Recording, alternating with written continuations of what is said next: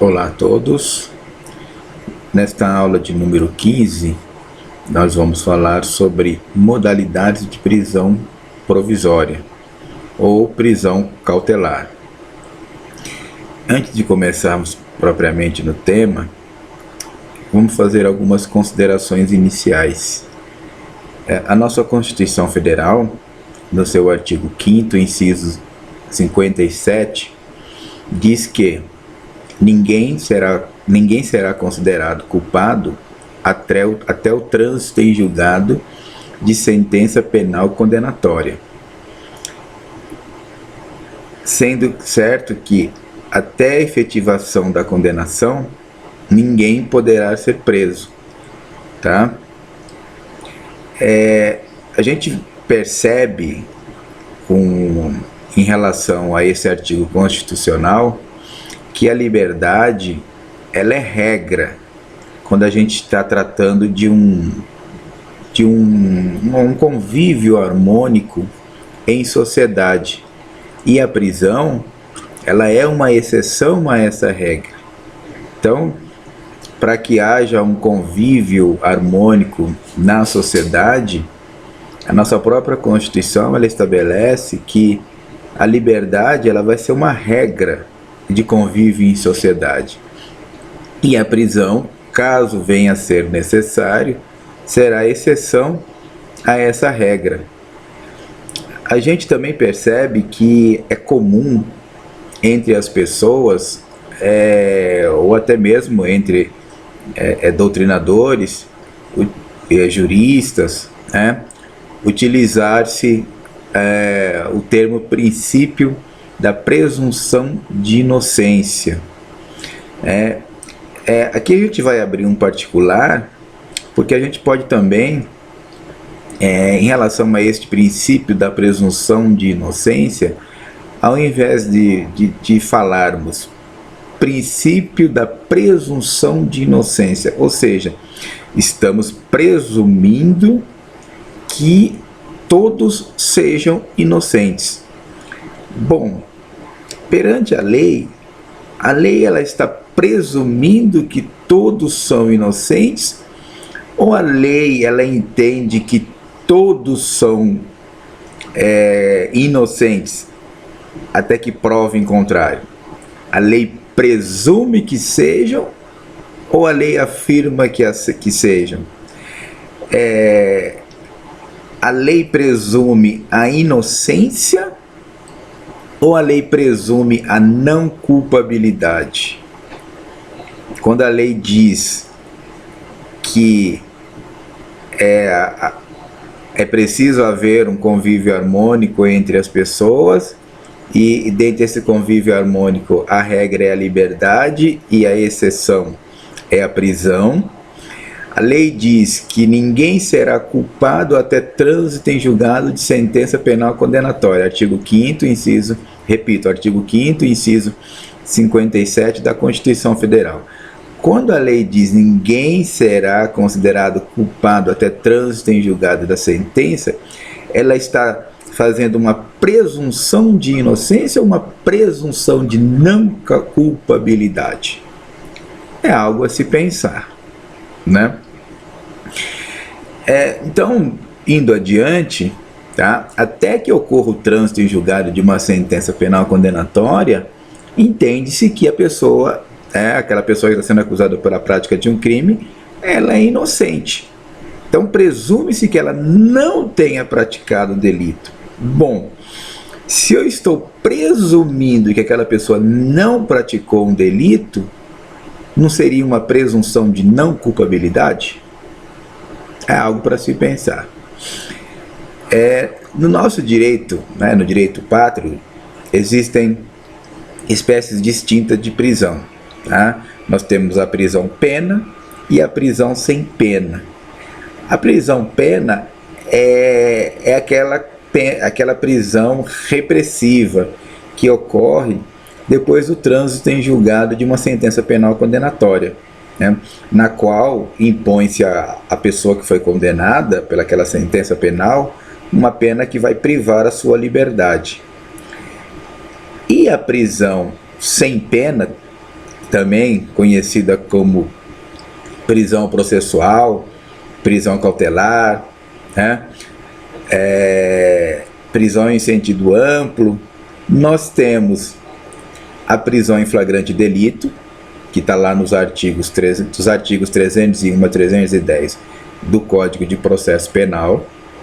Temos a prisão preventiva, artigos 311 a 316 do Código de Processo Penal. Temos a prisão que é resultante de sentença de pronúncia. E temos a prisão temporária, que é a Lei 7.960 de 89. A função de eventual prisão, né, a gente tem que sempre pensar nisso, né?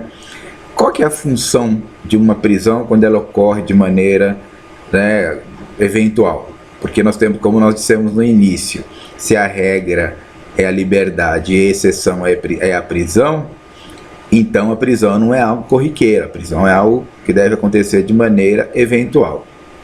Então, mas acontecendo de maneira eventual, que função tem esta prisão, né?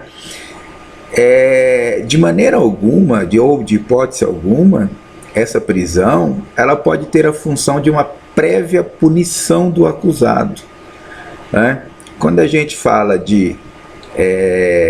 a gente tem que sempre pensar que as grades de uma prisão, elas sempre vão servir para restringir a liberdade de alguém, tá? Mas em que situação? Quando a locomoção dessa pessoa, quando a locomoção desse agente vai colocar em risco interesses maiores, e não no sentido de punir antecipada aquela pessoa. O que eu quero dizer com isso?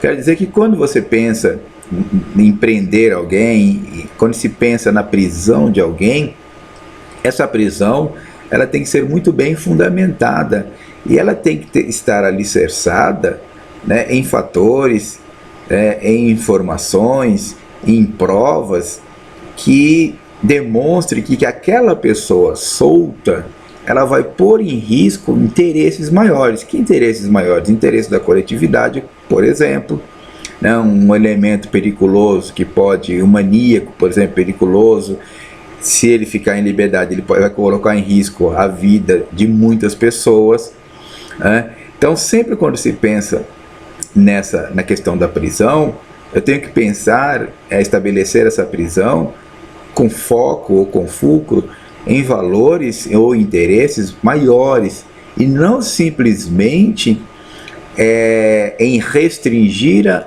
a liberdade daquela pessoa e com a ideia de puni-la antecipadamente, né? Assim também a gente deve entender, e aí eu uso como um exemplo do que a gente está falando, da mesma forma que as algemas elas devem ser utilizadas quando se busca apenas a limitação dos membros do corpo do ser humano.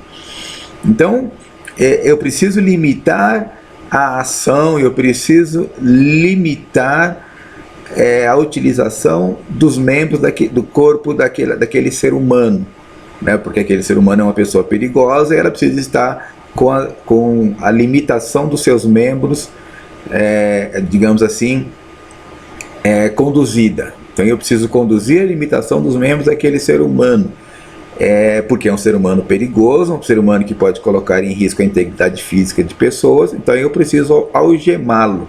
Mas eu tenho uma fundamentação para algemar aquela pessoa. Eu não estou algemando simplesmente para, digamos assim, colocar aquela pessoa diante de um vexame, de um sensacionalismo. Então, para criar um sensacionalismo, eu coloco algemas em determinada pessoa desnecessariamente, sem ao menos ter a certeza de que aquela pessoa possa colocar em risco a integridade física minha e de outras pessoas. Então, são coisas que a gente tem que pensar, porque a gente vê em muitas situações pessoas sendo algemadas desnecessariamente, né? apenas com aquele intuito de causar um sensacionalismo, principalmente quando há a presença da mídia, né? A gente tem que entender que a prisão cautelar, ela tem que ser vista como um meio de contenção da locomoção, tá? E deve também entender que em determinadas situações é possível alcançar aquele objetivo pretendido sem a necessidade de aprisionar aquela pessoa, sem a necessidade de prender a pessoa. Eu não preciso necessariamente, se eu tenho a prisão como exceção e a liberdade como regra, nem sempre, como a gente vê aí com cenas comuns de pessoas sendo presas, de sendo decretada prisões de pessoas, às vezes desnecessariamente. Poxa, eu tenho outras medidas menos gravosas, tá? Que podem ser aplicadas e que são diversas da prisão, que estão lá previstas nos artigos 319 e 320 do Código de Processo Penal. Então, se eu tenho outras circunstâncias que são menos gravosas do que a própria prisão, por que eu não aplico essas medidas ao invés de aplicar a prisão? Eu vou dar um exemplo aqui para vocês. Às vezes há situações em que a gente vê a justiça determinando a prisão de certa pessoa. Olha, estamos prendendo ou mandando prender determinada pessoa porque há indícios de que essa pessoa vai fugir do país. Há indícios de que essa pessoa está querendo ir para os Estados Unidos, por exemplo. Eu não posso aplicar uma medida menos gravosa, que seria a apreensão do passaporte dessa pessoa, ao invés de mandar prendê-la? Então, se eu tenho uma situação, se eu tenho uma medida que vai causar menos dano, tá?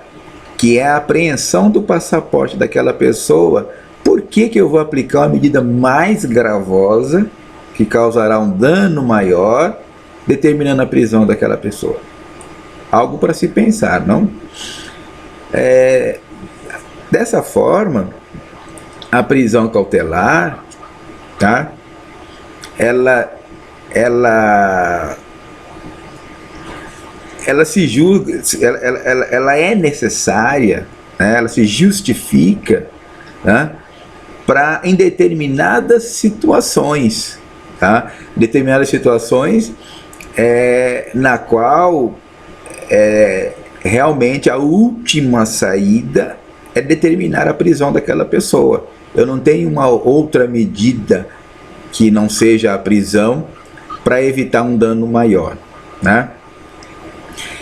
É imprescindível a gente consignar aqui que em qualquer caso, né, em qualquer forma de prisão cautelar, tá, deve-se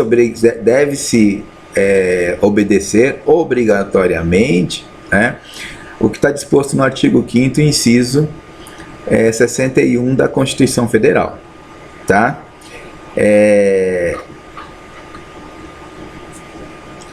A gente também, em relação às prisões cautelares, tá? A gente tem que esclarecer que a não observância do texto constitucional, ou seja, a não observância do teor do que diz a Constituição Federal em relação à presunção de inocência, em relação à situação da eventual de prisão, tá? A autoridade, ela deve imediatamente relaxar aquela prisão porque se encontra irregular, tá? E aí garantir, né, aquele cidadão, aquele eventual criminoso que está sendo investigado, mas porém está com seu direito de locomoção impedido em decorrência de uma possível ilegalidade que foi praticada, né? A autoridade judiciária competente, ela tem o dever de pôr aquela pessoa em liberdade, tá? Desde que realmente constatado que aquela prisão, aquele cerceamento na liberdade de locomoção está sendo praticado em decorrência de ilegalidade.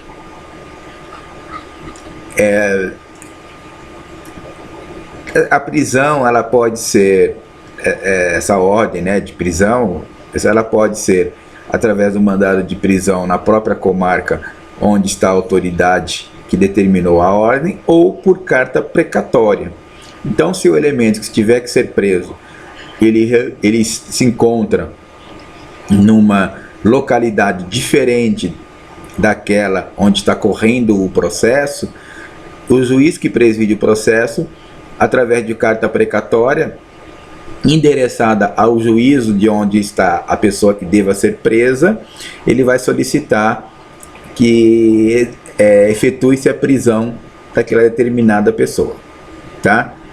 Segundo o Código de Processo Penal, no seu artigo 283, parágrafo 2º, a prisão ela pode ser efetuada em qualquer dia e qualquer hora, respeitadas as restrições relativas à inviolabilidade do domicílio. Por quê? Porque a Constituição Federal, no seu artigo 5º, inciso 11, ela garante que o domicílio ele é inviolável, né? E que neles só se pode adentrar de dia por ordem escrita da autoridade judiciária competente, ou à noite, em caso de flagrante delito, ou com o consentimento do morador, tá? Feitas essas considerações iniciais, nós vamos tratar agora da prisão em flagrante delito, tá? Então, o que é a prisão em flagrante delito? Ela vai muito além de uma simples voz de prisão, tá? Quando eu falo de prisão em flagrante delito, trata-se de uma forma de cerceamento momentâneo da liberdade de quem é encontrado praticando um determinado crime. E qual que é o objetivo, né, dessa prisão em flagrante delito?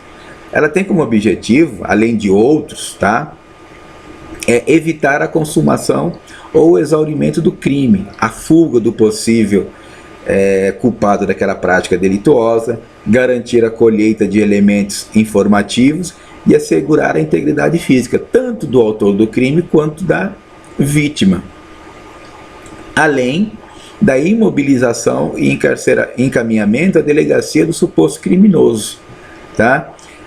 Como eu disse antes, além de outros, dentre outros objetivos que a prisão em flagrante delito comporta, tá?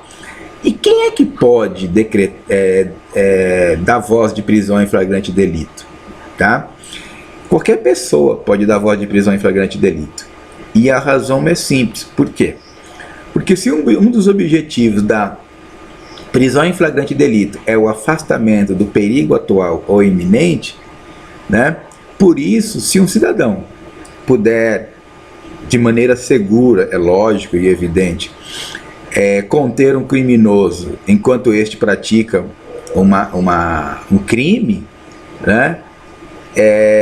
Então, por que não dar a qualquer cidadão esta possibilidade? Por que não proporcionar ao cidadão essa possibilidade? Porque, vejamos, se a ordem de prisão em flagrante delito, melhor dizendo, se a voz de prisão em flagrante delito só pudesse ser dada por uma autoridade, né, por um policial, por exemplo, se em determinado lugar está acontecendo um crime e um cidadão comum ele se sente seguro e capaz de dar voz de prisão àquela pessoa, de conter e imobilizar aquela pessoa até que chegue os policiais, por que não o fazer?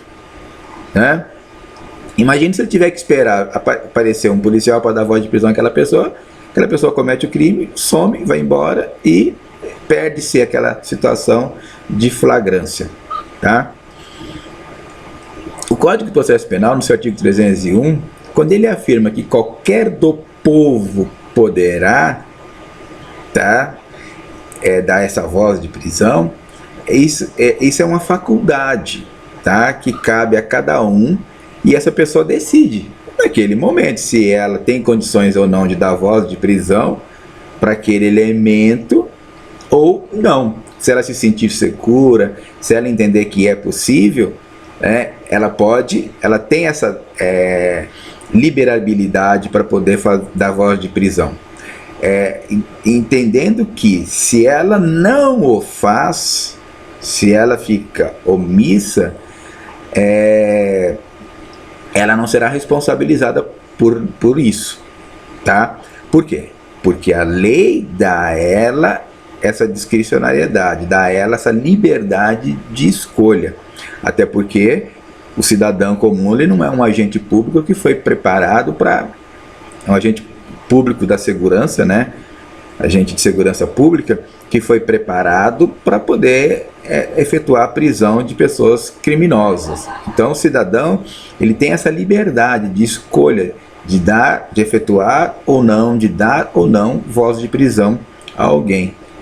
Entretanto, quando o artigo 301 ele fala que as autoridades policiais e seus agentes, polícia civil e militar, têm o dever legal de efetuar a prisão em flagrante delito, nesse ponto, o Código de Processo Penal ele está dizendo que os agentes policiais eles têm o dever, já não é mais uma faculdade, já não é mais uma liberalidade como é com o cidadão comum. E se eles não o fizerem, se eles virem alguém em situação de flagrância, alguém cometendo um crime em flagrante delito, e eles não tomarem nenhuma providência, não derem voz de prisão, eles podem responder criminal e ou administrativamente pela omissão, tá?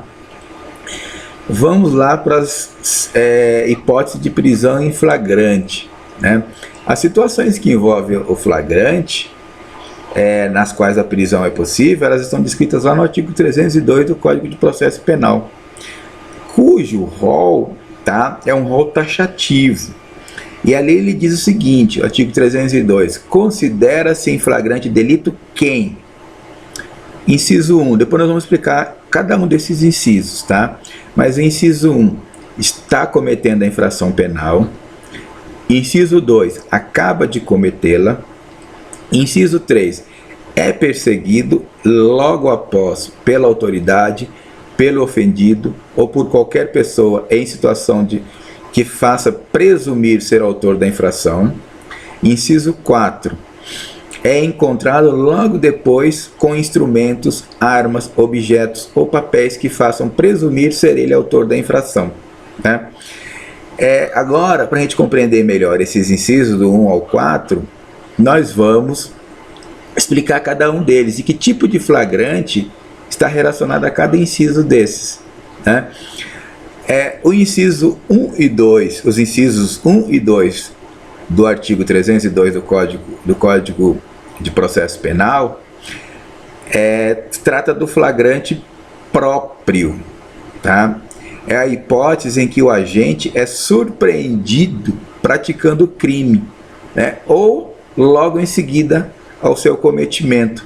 Então, quando se fala do inciso 1 e 2, né, estou me relacionando, tá, no momento em que a pessoa está cometendo crime, isso ou logo após, isso é o flagrante próprio, tá? Depois nós temos no 302, inciso 3, que trata do flagrante impróprio, tá? Também conhecido como quase flagrante. É a situação na qual o autor da infração ele é perseguido, ele comete o crime, daí ele é perseguido logo após pela autoridade, pelo ofendido ou por qualquer pessoa em situação que faça presumir ser ele o autor daquela infração penal. Então, o cidadão roubou alguém, uma determinada pessoa viu aquele cidadão roubando e começou a perseguir quem cometeu o crime, tá? E aí, nessa situação, enquadra-se aí nesse flagrante impróprio, que é o artigo 302, inciso 3 do Código de Processo Penal, tá? Que é a situação em qual o autor é perseguido logo após pela autoridade, pelo ofendido ou por qualquer pessoa. Então pode ser autoridade policial, pode ser a própria vítima ou qualquer pessoa que persiga o autor do crime, né? Em uma situação que presume-se ser ele o autor da infração penal, tá?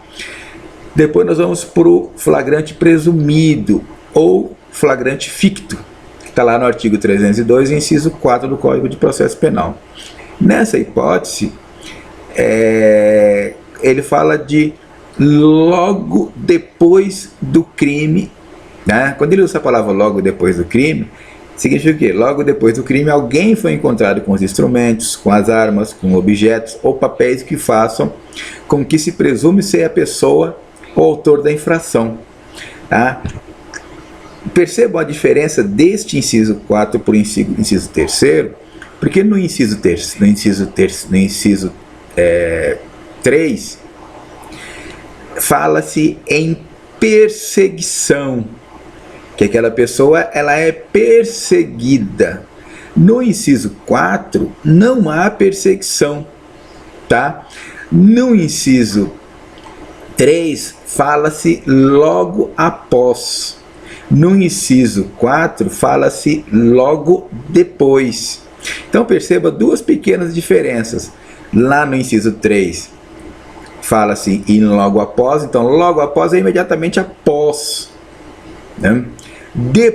Logo depois é um tempo maior do que o logo após. Por isso essa diferença de flagrante impróprio e flagrante presumido. No flagrante impróprio há a perseguição daquela pessoa, né? E essa perseguição faz presumir que aquela pessoa seja o autor do crime. No flagrante presumido não há perseguição, né? A pessoa, depois de um certo tempo, é lógico também que não pode ser um tempo muito grande, né? Mas depois de um certo tempo, ela é encontrada com objetos, com coisas, com instrumentos que façam, que comprovem que ela foi, ou que presuma-se que ela foi o autor daquele determinado crime, tá? Só para a gente complementar,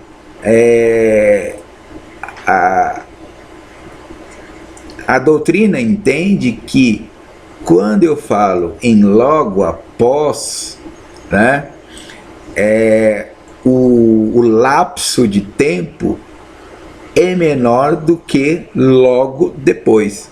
Então, logo depois caracteriza um lapso de tempo maior do que o logo após. Então, essa é a diferença. Depois nós temos a figura do flagrante preparado ou provocado. Tá? O que é esse flagrante preparado ou provocado? É aquela situação pela qual o autor do crime ele é induzido a praticar o ato delituoso. Tá? É montado um cenário para esse tipo de, essa finalidade, né? E com esse cenário montado, né, a pessoa ela é induzida, tá, a cometer um erro. Essa modalidade de crime ela é impossível. Por quê? Porque embora o meio empregado e o objeto material sejam idôneos, há um conjunto de circunstâncias que foram previamente preparadas, né? E que eliminam totalmente a possibilidade da produção do resultado. Então, por isso que se diz que ali foi um flagrante preparado ou provocado. Quando um agente policial ou terceira pessoa, que seria o provocador dessa situação, induz o acusado, induz o réu à prática do crime. E aí não existe uma vontade própria, essa vontade ela foi viciada, né? Porque a pessoa não teve uma vontade própria de cometer um crime, ela foi induzida a cometer o crime, tá? Foi preparada uma situação né, para que aquela pessoa viesse a cometer o crime. Vou dar um exemplo para vocês. Vamos lá. A polícia, ela com o intuito de prender alguém em flagrante, né, e sabe que tem conhecimento que essa pessoa é arrombador de automóveis, para roubar toca-fita, para roubar coisas que estão dentro do automóvel, para furtar, melhor dizendo, coisas que estão dentro desse automóvel, a polícia arma um flagrante para pegar essa pessoa. Então a polícia pega um veículo qualquer, estaciona esse veículo como isca, né, em um local de pouco movimento, e coloca dentro desse veículo uma câmera filmadora, né, e fica ali escondido, esperando de campana, aguardando que aquela pessoa apareça. Quando a pessoa aparece para arrombar o carro, vão lá e efetuam a prisão em flagrante. Veja bem, essa prisão ela é ilegal, ela é um tipo de crime impossível, conforme o artigo 17 do Código Penal.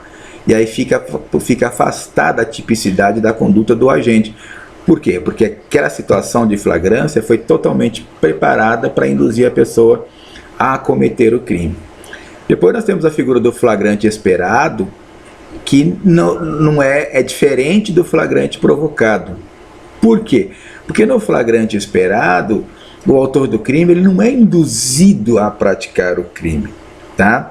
O flagrante esperado ele consiste no ato de o agente policial esperar a ocorrência do delito. Veja bem, ele não preparou uma cena para a pessoa cometer o crime. Ele apenas ficou esperando que aquela pessoa praticasse o ato para assim cometer o crime, ou para assim dar voz de prisão em flagrante delito. Então, espera-se a prática do delito para dar-se voz de prisão em flagrante delito. Tá? Não foi nada preparado. Tá? Não houve uma preparação de cena para que a pessoa fosse induzida a cometer o crime. A autoridade policial apenas esperou o cometimento do delito, o autor cometeu o delito, a autoridade foi lá e deu voz de prisão em flagrante delito.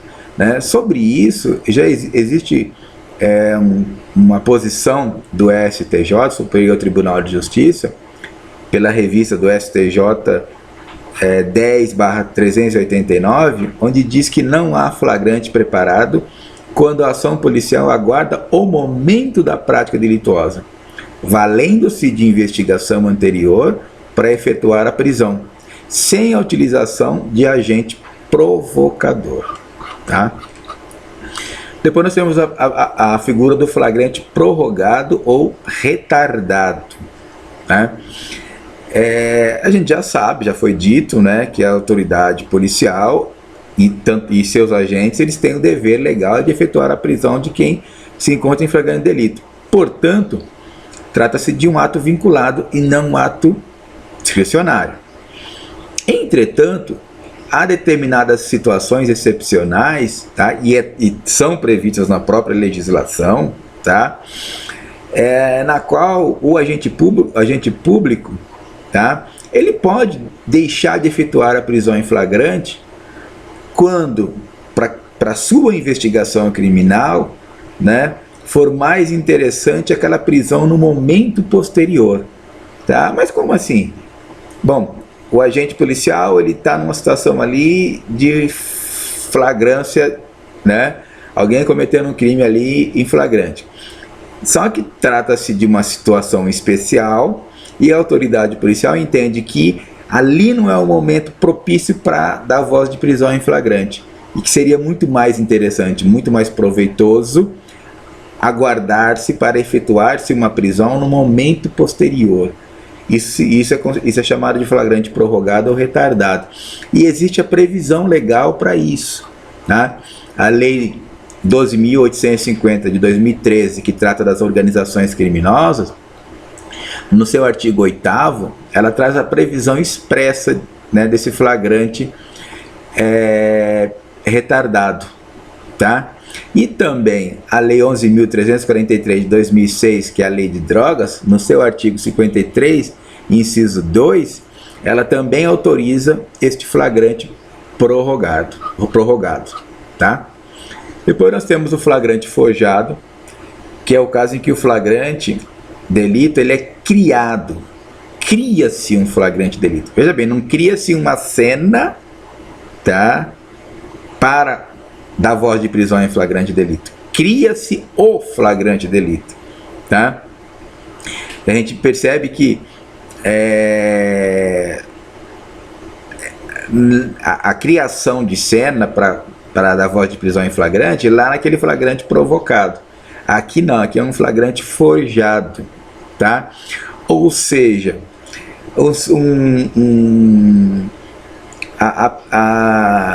a pessoa que recebe aquela voz de flagrante delito por ter praticado suposto crime, ela sequer praticou qualquer ato criminoso, né?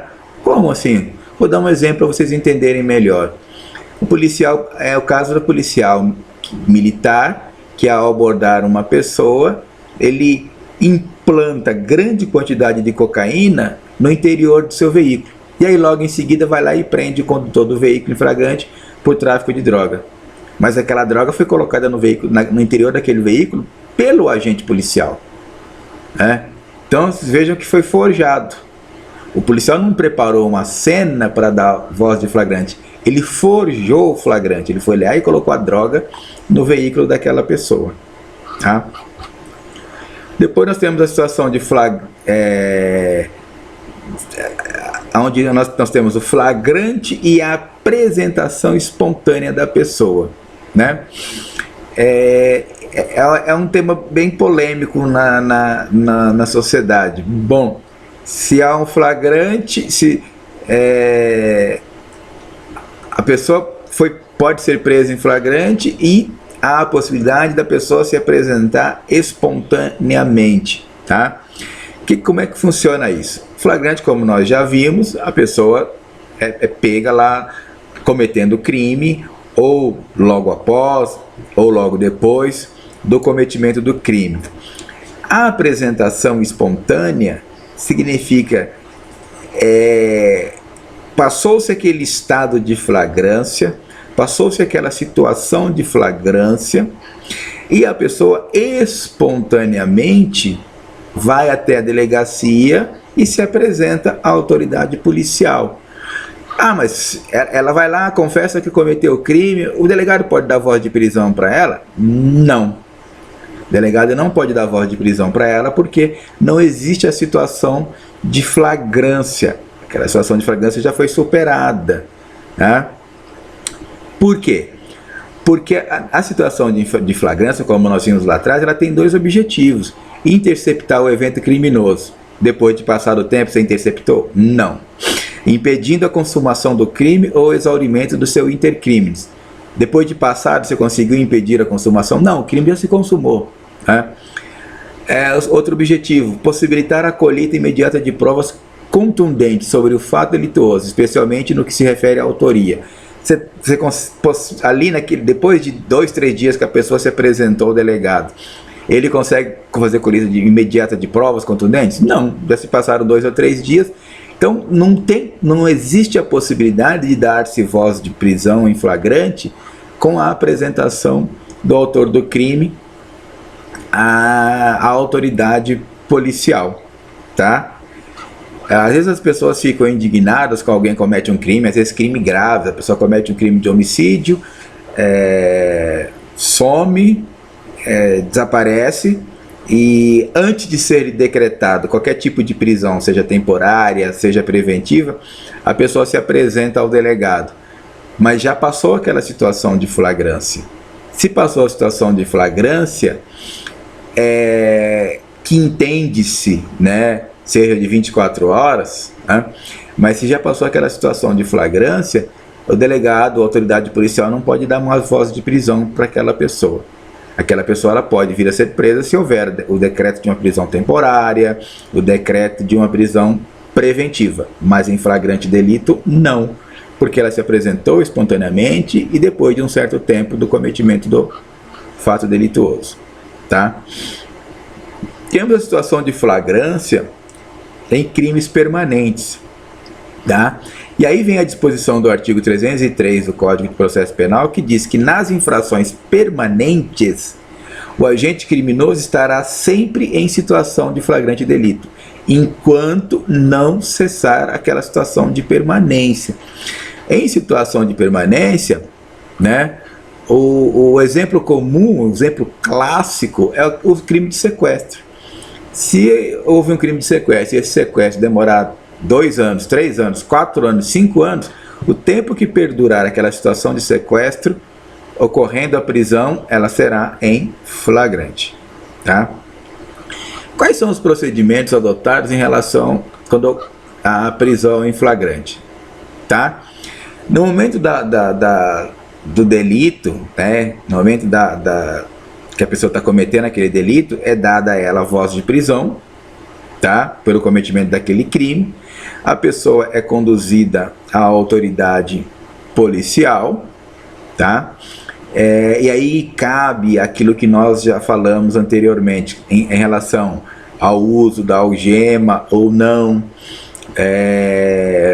a situação de colocar a pessoa numa situação de constrangimento, né, numa posição de constrangimento, né? Há que ter esse cuidado e esse respeito com a pessoa. Ah, mas eu estou lidando com um bandido, tá? Mas antes de ser bandido, todas as pessoas são seres humanos. E aí o uso exagerado de algemas, o uso exagerado da força podem causar constrangimentos, e isso pode gerar problemas em relação àquela prisão que foi efetuada, tá? Tem um exemplo aqui interessante que eu separei, que é o exemplo de um idoso que é pego em flagrante por policiais militares, que são bem treinados e com bom preparo físico, né?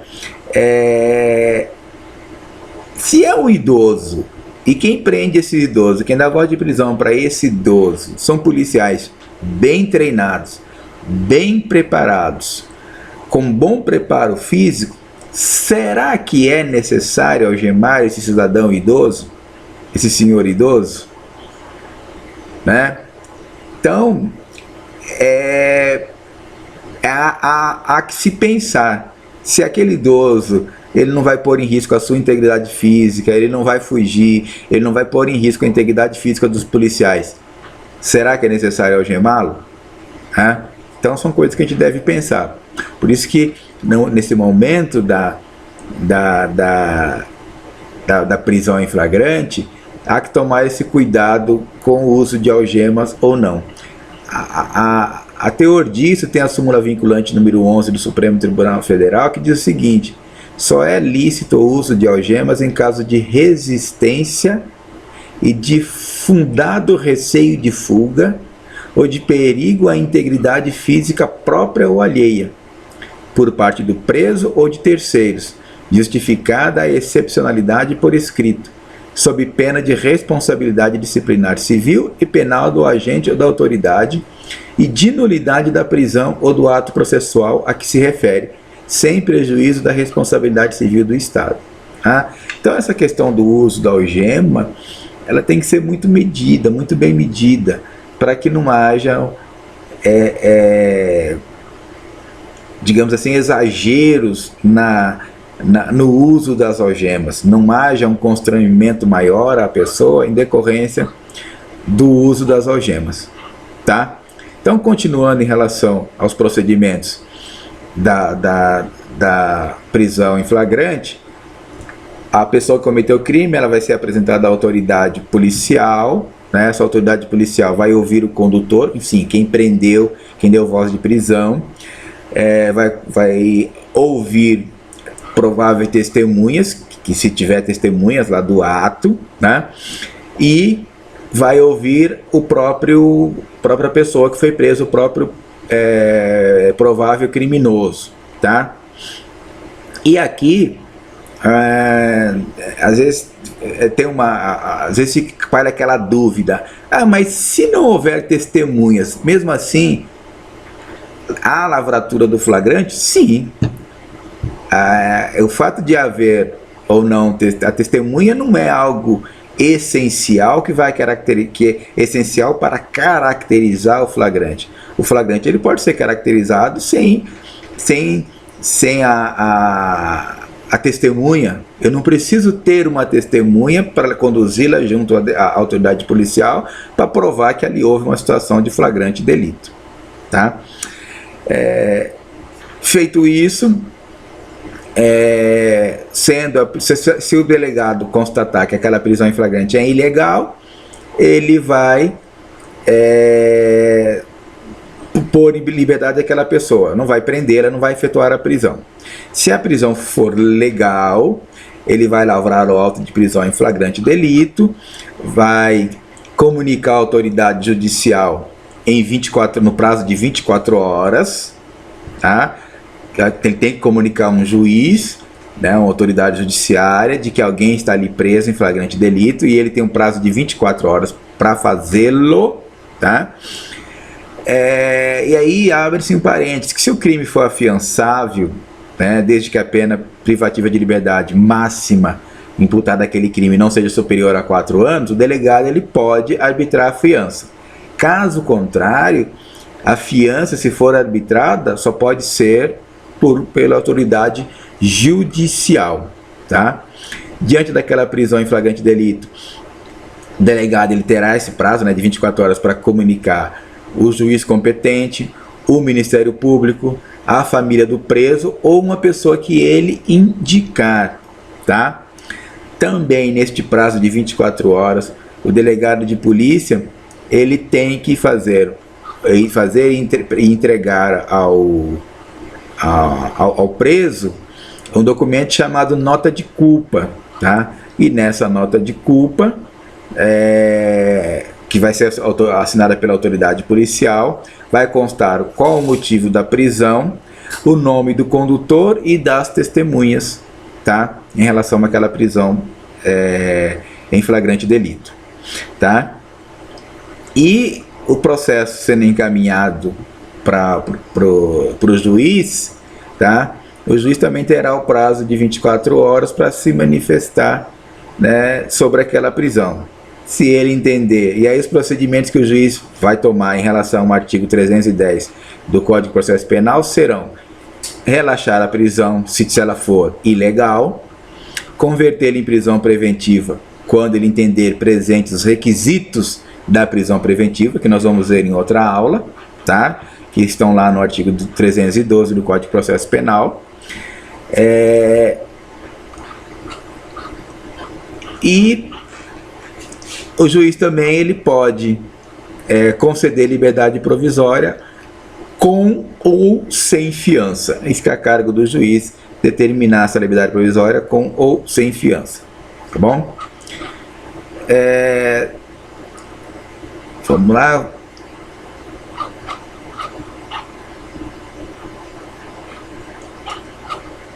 Por fim, tá? Para a gente finalizar, né?